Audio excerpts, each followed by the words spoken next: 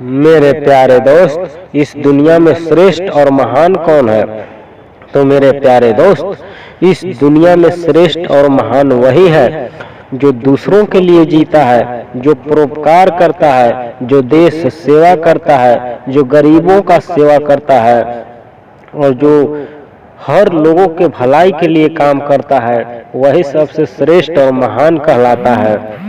मनुष्य को अपने जीवन में केवल अपने लिए नहीं जीना चाहिए, क्योंकि अपने लिए तो कुत्ता बिल्ली भी जीते हैं, और जो दूसरों के लिए जीते हैं वही महान कहलाते हैं और विद्वान कहलाते हैं और पूजनीय कहलाते हैं।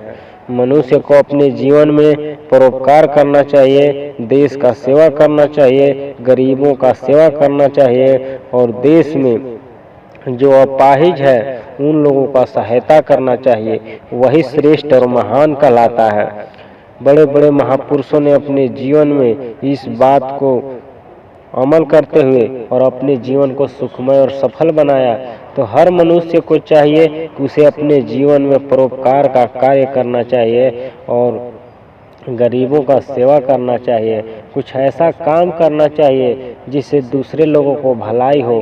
केवल अपने भलाई के लिए जो जीते हैं वे कुछ भी महानता नहीं कर पाते, वे कभी भी महान नहीं हो सकते, चाहे उनके पास कितना भी धन संपत्ति क्यों न हो, लेकिन वे केवल अपने ही लिए जीते हैं। और जो दूसरों के लिए जीता है वह गरीब भी रहता है तो वह महान कहलाता है।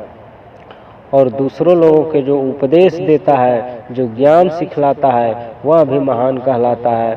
और जो परोपकार का कार्य करता है, जो देश में गुरु बनकर शिष्य बनाता है, वह भी महान कहलाता है।